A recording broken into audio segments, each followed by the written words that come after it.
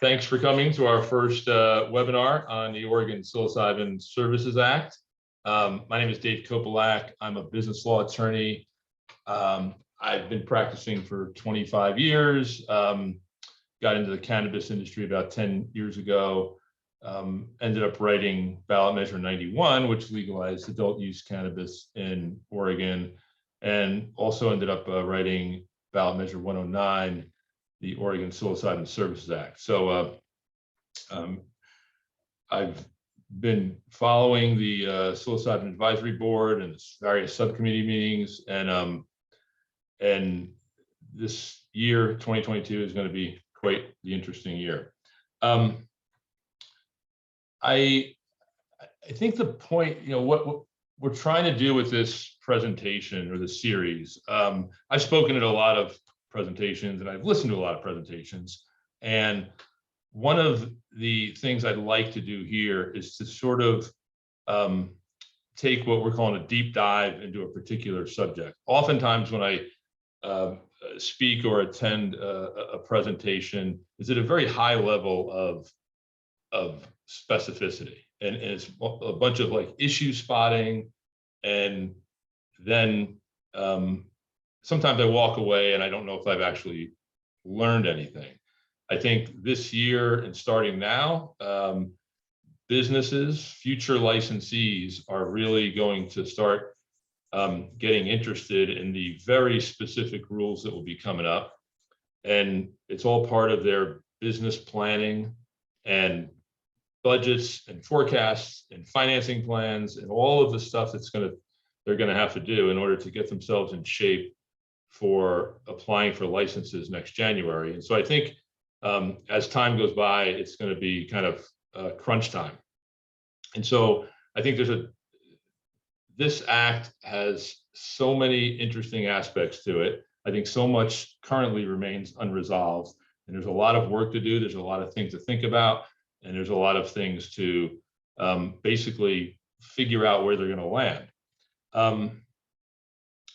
I also sometimes feel when I go to presentations that there's not enough interaction. I mean, sometimes the most exciting part of a presentation is the Q&A session that happens afterwards, and oftentimes the presenters will kind of talk, and then at the very end they'll say, okay, we have time for 1 or 2 or 3 questions, and 5 minutes later it's over. So we're going to try to flip things on our head a little bit and say we're going to get into a deep dive topic that we'll talk about in detail, and I just want to leave, as long as it takes, some extended period for Q&A.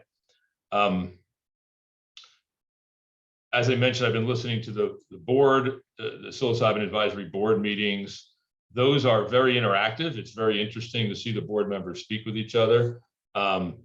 There's limited, opportunities for the public to weigh in. At the end of the presentations or at the end of the meetings, they have a public comment period, but those are often, someone makes a comment and it doesn't really lead to a further discussion. And this is not to fault the OHA or the Psilocybin Advisory Board. That's just the way it works. It's a public comment. Thank you for your comment. Who's next? And so it doesn't really lead to a discussion. The listening sessions that the OHA put on back in December, I don't know if anybody listened to those. I listened to those 3 nights in a row. I listened 2 hours each. I listened to all of them. Those were very interesting, and there was a lot of comments from the public. But at the same time, the OHA did not answer questions, right? They basically were there to listen. And so that too was very interesting, but I don't think it led to a real in-depth discussion. The OHA did subsequently publish a very helpful summary of the Q&As from those listening sessions, and we'll probably talk about some of those briefly. So that's what we're going to try to do here. I will, as far as sort of an agenda, I will give a short presentation on microdosing, and then we're just going to open it up. I think the first part of opening up would be just Q&A on microdosing, and folks can join in, comment, say what they want. It's totally open to everybody. And then after that, if we exhaust microdosing and we still have time and there's anybody still here, we'll just open it up for anything. So it'll be a Q&A session on anything related to Measure 109. So I guess first I'll introduce my colleagues, Sean Clancy and Casey Homan.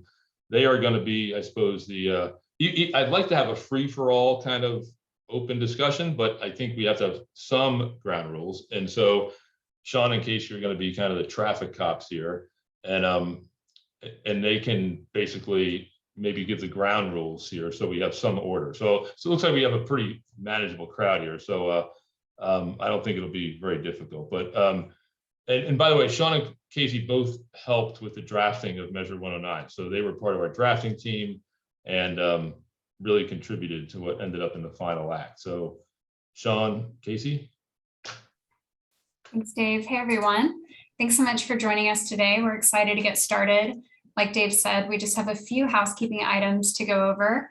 We are recording this event because we might post the audio from Dave's portion of the event to our website. We don't, however, intend to use any audio or video from the Q&A session, so rest assured your name, face, or voice will not end up online. We do envision this event being conversational in nature and a safe space to discuss and debate the potential rules and regulations that the OHA could implement for microdosing. So to that end, we ask that you please remain open to all viewpoints expressed today and be respectful of others, keeping in mind that reasonable minds can disagree on this topic. Please also be mindful of the amount of time that you take up when you're speaking, as we would like to get to as many questions and comments as possible today. We don't anticipate having to use the mute function on your microphone, but we do have that ability if we absolutely have to use it. We've allocated 2 hours today for the event so that we can have an extensive and lively Q&A session about microdosing and other general questions. But this is our first event of a year-long series, so we'll see how things go today. We might make some tweaks in the future if we need to. To keep everything as streamlined as possible, when you have questions or comments, the procedure we'd like you to follow is to either state that you have a question or comment in the chat box using that little chat icon at the bottom of your screen. Or if your question or comment is super concise, you can type it out in the chat box. We're going to address as many questions and comments as we possibly can. Sean is going to monitor those questions and comments in the chat box, and he will call on you to speak during the Q&A session. So please try to avoid speaking out of turn. And when Sean calls your name, just unmute yourself and say whatever it is that you have to say. But when you're asking questions, please try to avoid asking fact-specific questions. We are not acting as your attorneys today, and we're not giving any legal advice during this presentation. We're merely providing information for general educational purposes only. And if you're camera shy or if we run out of time and we can't get to you, feel free to email us at capitalm109@emergelawgroup.com and we'll get back to you. And someone will put that email address in the chat box so that you have it handy. Also, we expect to have these events on the last Thursday of every month during 2022. So mark your calendars. Our next event of the series will be on Thursday, February 24th from 4 to 6 p.m. Pacific time. And if you have any suggestions for particular topics that you'd like us to cover during the events, feel free to make those suggestions in the chat box, or you can email us because we'd love your input. And so with all of that said, I think we're ready to start the presentation in Dave's portion. So just one moment while I screen share. While, thanks, Casey. While Casey's putting up the presentation, I'll give a quick little intro on microdosing itself. When we were sort of dreaming up this series, we were obviously talking among ourselves about, we decided we wanted to have a main topic to talk about. That kind of goes in line with the deep dive philosophy here. And we could have, we have a dozen or more topics that we could talk about that are super interesting. But we had to pick one of them first, and we picked microdosing. And so I want to briefly explain why. First off, we just have several clients who've been asking about this for a while. It seemed to be one of the more common questions that we've been receiving. So there was that. And then on some of the public comments on some of the psilocybin advisory board meetings, the issue was coming up. And then especially during the December listening sessions, I think every night there were multiple questions or multiple comments on microdosing. And so it seemed like it was I don't know, just kind of a hot topic of sorts. I guess it was last month, December, where Casey and Sean and I were talking about it. I floated the idea of microdosing as an initial topic by a few folks. And I got a little bit of a lukewarm response from some people. I heard some folks say that, well, this is maybe not, this is kind of a tangential issue. The OHA has a lot more important issues to decide. Maybe this, this shouldn't be brought to the forefront. And I wasn't trying to bring anything to the forefront myself. I was just trying to come up with interesting topics to talk about. But then so that gave me pause. I was thinking about, well, I wonder if we should do this or not. And then Sean and Casey and I kept talking about it. And when I was thinking about all of the issues that or all the, I suppose, statutory provisions in Measure 109 that touch on microdosing, it seems to me that the issue of microdosing and whether it's legally permissible or whether it will be practical from a business standpoint, really does touch all of the important issues of Measure 109. The preparation session. What will preparation sessions look like? How frequently must they occur? The client information form, and we're going to get all into this in a minute, but the client information form, what questions will be asked of a client, and what is a facilitator supposed to do with those questions after the form is filled out? Administration sessions, how exactly will they work? How much discretion will facilitators and clients have? How much of a unique personal thing will it be, or how structured will it be? When is an administration session complete? That is a very important question. And you can see how it would be really important in a microdose session if it was possible. Dosages themselves, facilitator training, public safety, equity, affordability, and access, a big issue that the board has been talking about forever. How does that factor into microdosing? Economics in good old-fashioned business. I think service centers are going to be one of the most challenging businesses to run. There are so many issues, and I think it will take a decent amount of money and a lot of planning, and frankly, a lot of risk. And I think at the end of the day, Measure 109, we hope, will result in sustainable businesses that are able to turn a profit or at least break even. Because if the service centers start to fold up or just not get there in the first place because it's just too big of a thing to tackle, then why are we here and what are we doing? Because without licensed businesses, nothing's going to happen. In the spirit of the act, I have heard folks say that that microdosing is not really what was intended by the act. It's not the main focus of the act, and that may or may not be true. I suppose different folks can have different theories on what the spirit of the act is, but that even makes it more important, I think. I mean, if we're here talking about what the spirit of the act is and whether something's included, and we're not sure about it at this moment, it seems like we should talk about it because with all of these other issues, so to me, microdosing is almost a microcosm of every single important issue of the act. What is the act? What is its scope? How is it going to play out? And I think, given the fact that rules are being made now and talked about, and it's getting to be crunch time, I think it ends up being timely. Not that I intended it to play out exactly that way, but I think that's what I'm thinking more than ever now.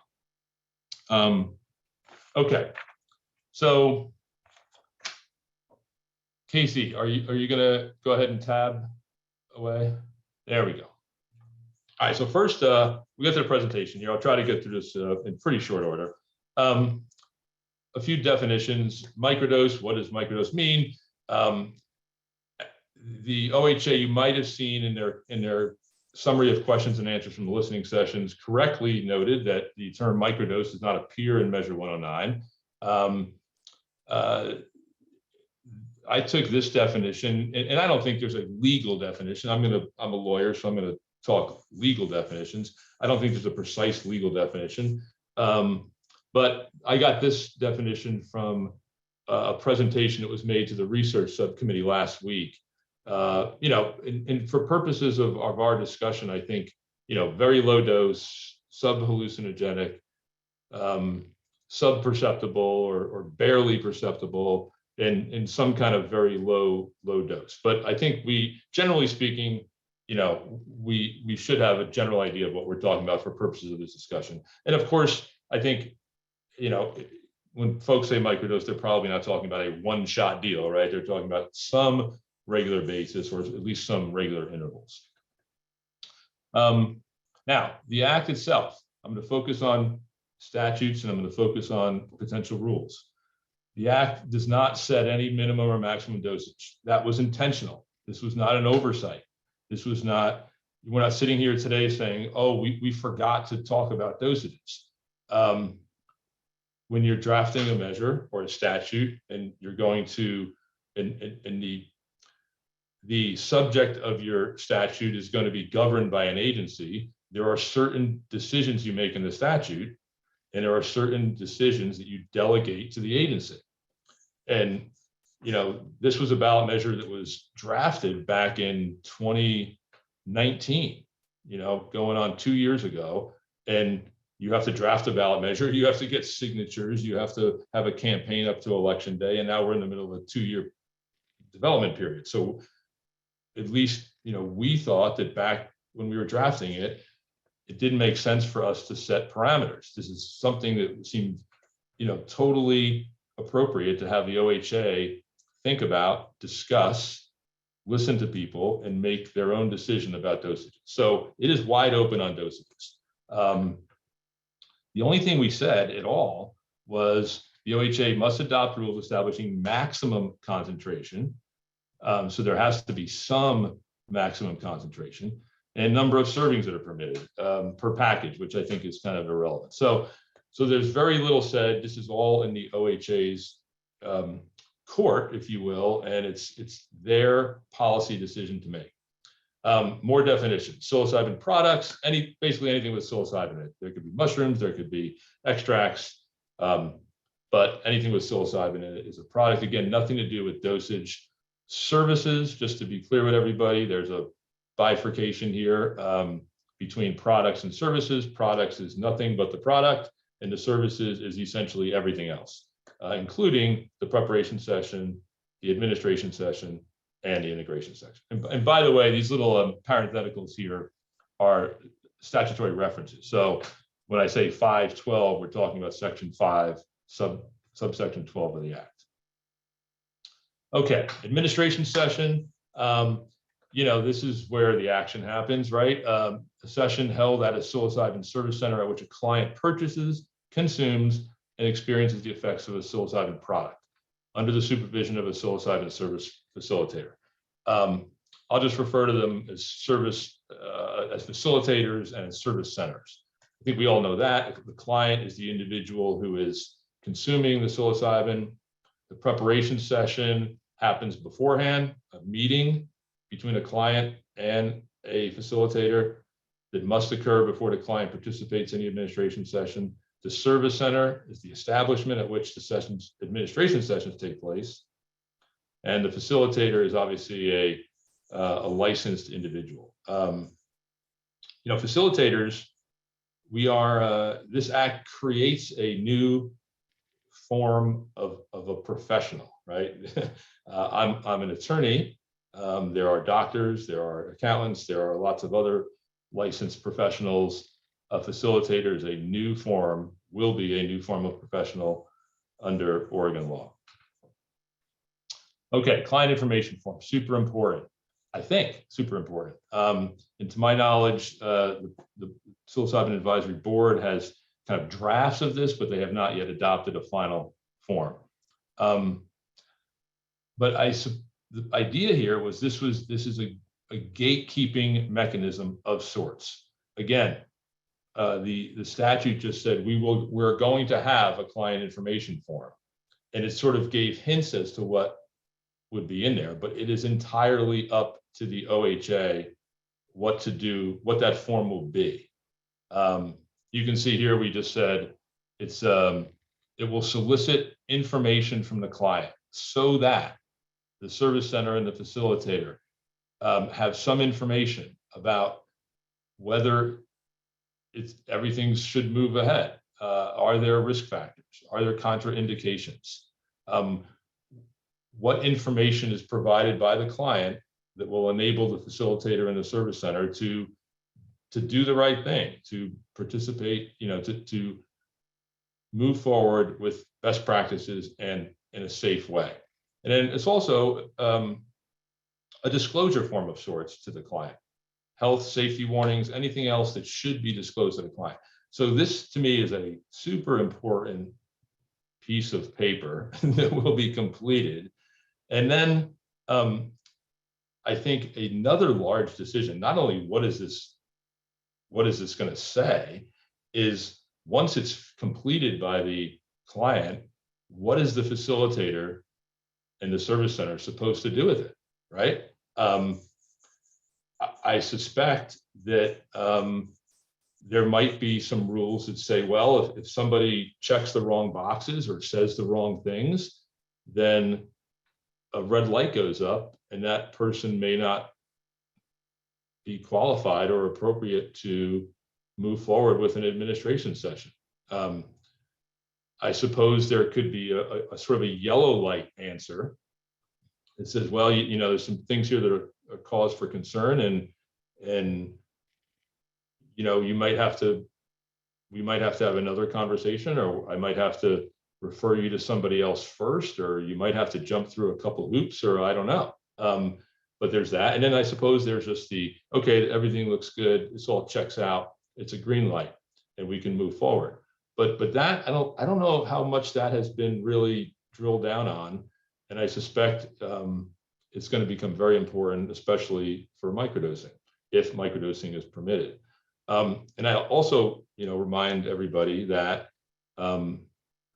facilitators are not necessarily physicians or licensed professionals or therapists or anything.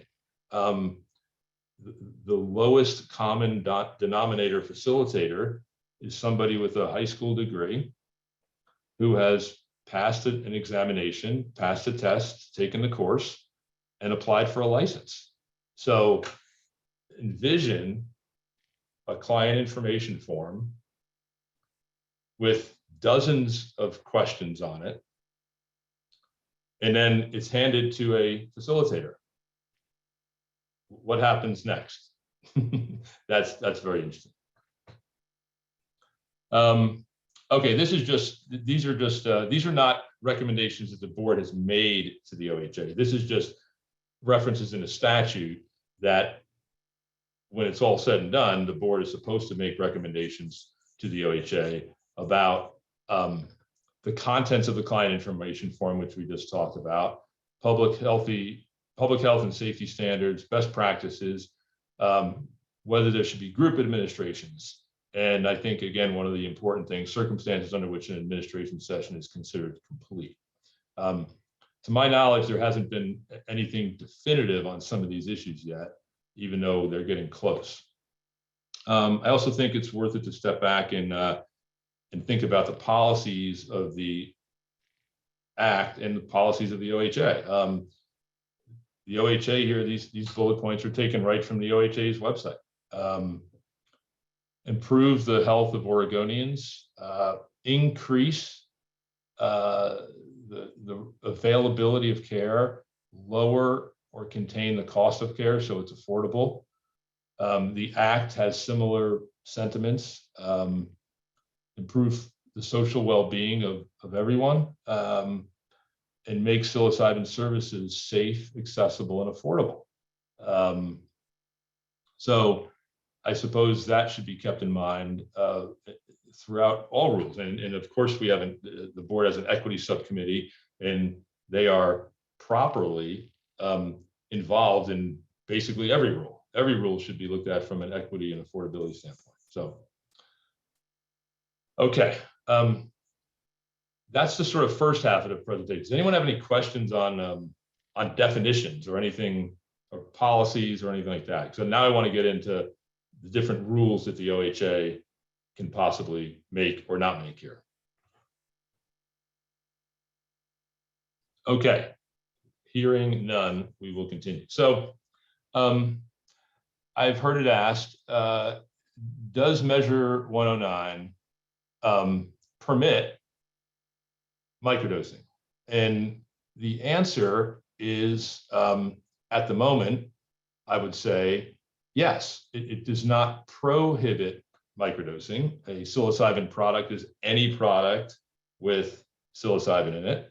And I think the OHA and the rule makers and lawyers would tell you that if something is within the scope of the act, but it's not prohibited, then it, by definition, is permitted. So far, there's nothing that prohibits microdosing.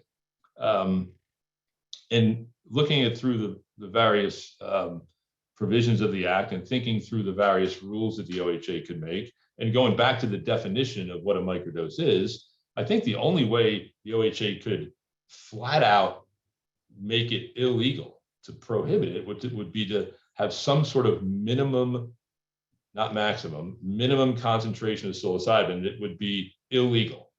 It would be illegal for a facilitator or a service center to sell or to have a client consume a product during an administration session that is less than X grams, right?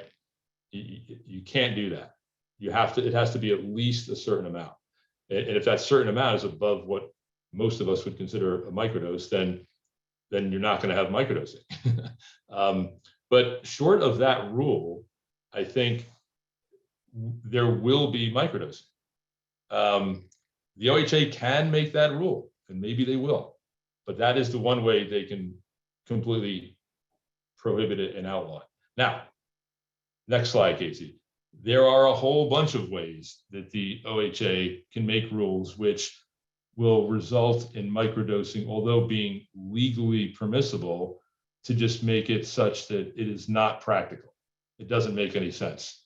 Based on all of the rules that have to be followed, it would be, you'd be hard pressed to have a client go this route.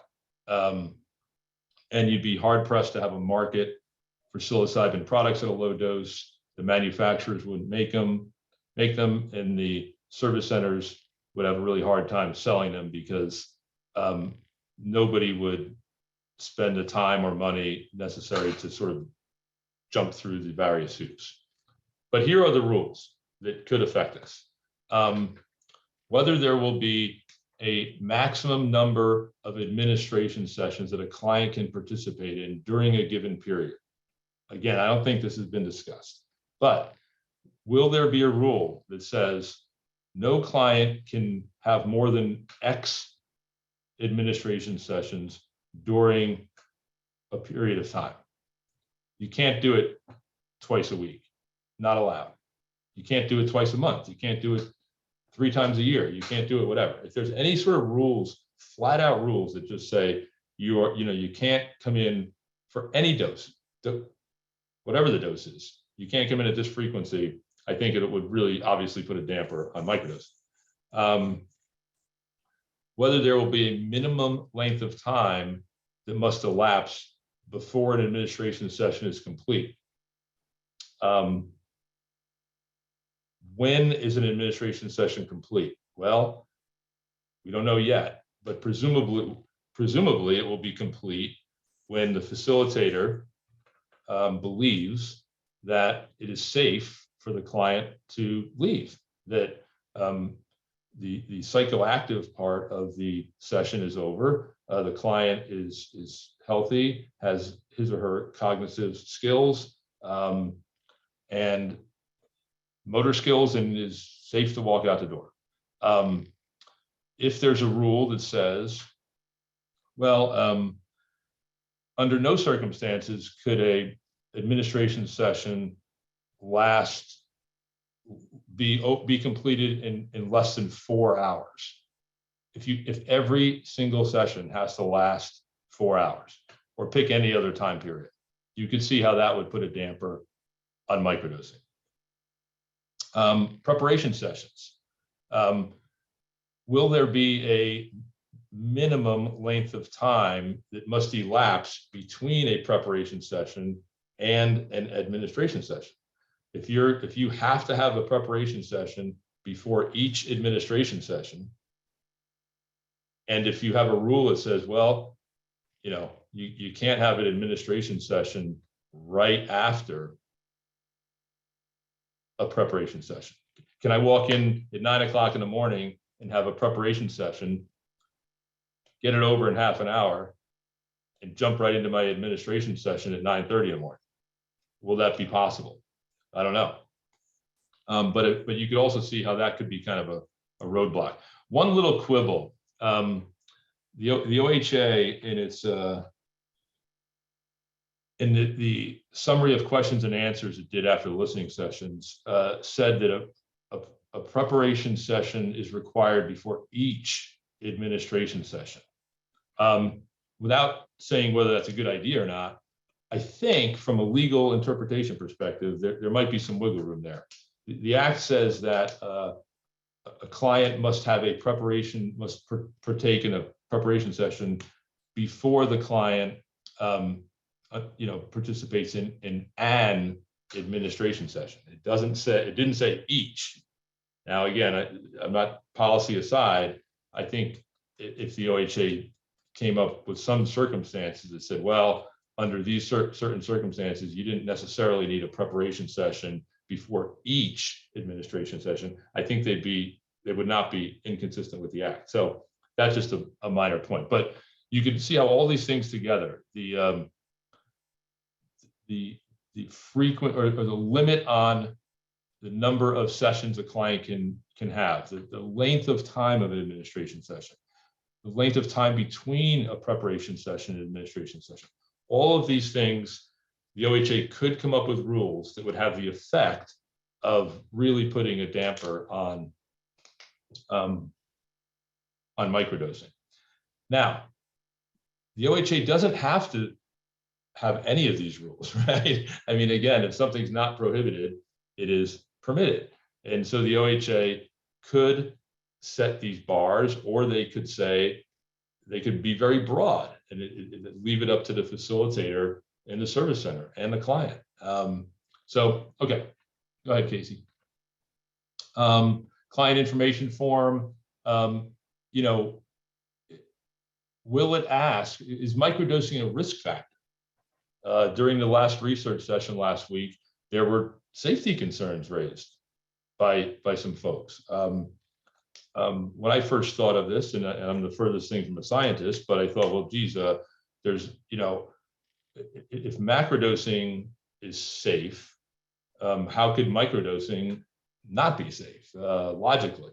And I think some folks had some concern that should be thought through and not dismissed is well, it's a frequency thing, one microdose certainly can't be more dangerous than one macrodose. But if you're microdosing with a certain frequency, then maybe the dynamic changes a little bit. But will microdosing be a risk factor in the client information form? Will a question be, well, when was your last session? How many sessions have you had? Did you have a macro dose yesterday and you're here the very next day? So all of these things are going to sort of play into it.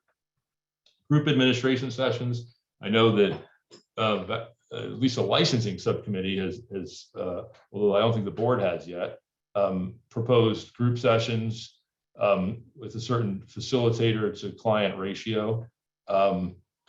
This is a interesting topic. The Act did reference group sessions, said that the board should make recommendations on this. Again, The act left it to the discretion of the OHA, whether there would be group sessions under what would be the ground rules there. And, but you could see how on a microdose session, how this could come down to a dollars and cents thing for clients and for service centers and facilitators. The more expensive you make things, I mean, this is a cost issue, right? So if it's a safety issue too, for sure. But if you can say like, hey, we feel safe with this, with group sessions, and we feel safe not necessarily having one facilitator for every client during a session, which the act doesn't require. By the way, the act does not say that during a session, every client must have one facilitator per client. There can be ratios under the act. So this is something that the OHA is going to decide on. Okay, so what I did here, and we'll just whiz through this, is, and this I guess is just a logical extension of what I just said.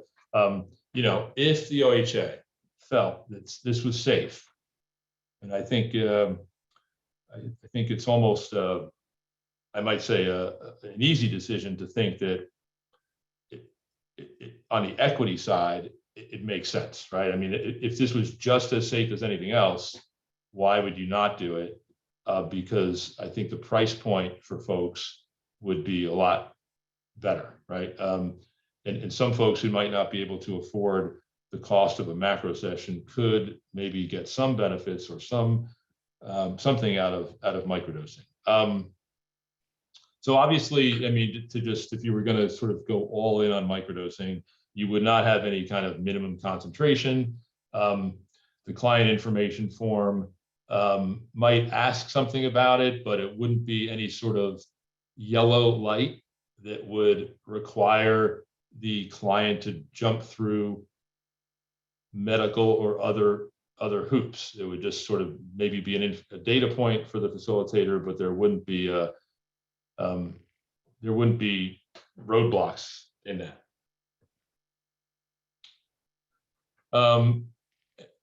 Substantial discretion. Facilitators, I believe, might like, there's going to be parameters here. Everybody has to be safe. But how will an administration session take place? And how much will it be sort of created and formulated by the facilitator? How much of a personal thing is it between the facilitator and the client? And if you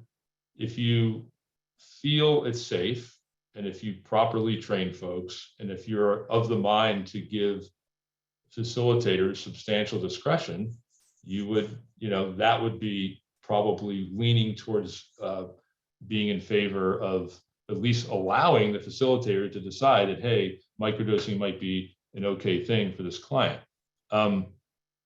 So to not have unduly burdensome requirements during to complete a preparation session that you have to do every time you want to have a microdose session. Not have any time period between a preparation session and an administration session, or if so, some length of time that is reasonable. If you say, hey, you go to a preparation session, you can't go to another administration session for a week or more, you can see how that pretty much kills it. And then probably most importantly, how much discretion are you going to give to facilitators during an administration session? If you say that you cannot have an administration session today because you had one last week or 2 days ago or last month or whatever, even though the client wants to do it, even though the facilitator thinks, if there's a rule that sort of just says you can't do that, then you're going to quash it. No unduly burdensome requirements to complete the administration session, no minimum length of time, or perhaps a reasonable minimum. I mean, I think most folks would be okay. Even the strongest advocates for microdosing would probably, think that it's fine for an administration session to last more than 2 minutes, right? Here you go, consume a microdose. You're still standing up, have a nice day, you can walk out the door. I don't think even the most ardent advocates for microdosing would think that an administration session should last 2 minutes. That's just a hypothetical. And then group administration session, just to make everything cost effective. I think if they're permitted, and if you have some, relatively high client to facilitator ratio for microdosing, maybe in a macro session, if you have a bunch of folks running outside in a yard, I could see how you want to have a decent amount of facilitators there and not have your ratio be too high. But in a shorter, probably indoor microdose session, might it be safe to have a higher client to facilitator ratio to further reduce the cost of the client? That's kind of it. I do have this is the timeline of things that still have to happen this year. And this may be a little outdated. I got this from one of the OHA presentations to one of the subcommittees a while ago. It might be a little updated. So don't take every date here for gospel, and somebody can correct me. But I know that, the rules are being bifurcated into 2 installments, basically. You got products and facilitator training that's happening soon. Now, very soon it will come out. And the idea there, properly, I believe, I'm totally think this is a great idea, is that those issues, those topics should be addressed now, especially facilitator training. So, because if you have a decently long training period, you're going to have to go through that training to apply for a license. And if you don't even have that training approved until January, you won't have any facilitators applying in January because nobody will have passed the examination. You'd be basically delaying the program by 3 or 6 or 9 months. And so I think they want to get that out of the way. Now, the question I have, I don't know if anyone has thought about this, but I'm sure people have, but is microdosing, if this is this going to be part of the products and facilitator training, well, at least facilitator training rules, or the examinations, or the,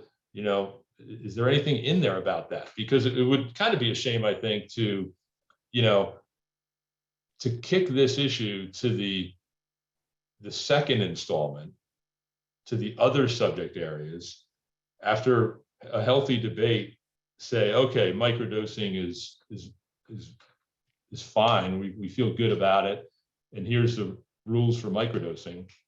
But then realize, oh shoot, we haven't trained anybody on this yet, and we can't do it now. Like to sort of accidentally not be able to do it because you realize that you didn't train people for it, if special training is needed for it. So as rules are being thought about right now, I don't know if microdosing factors into that.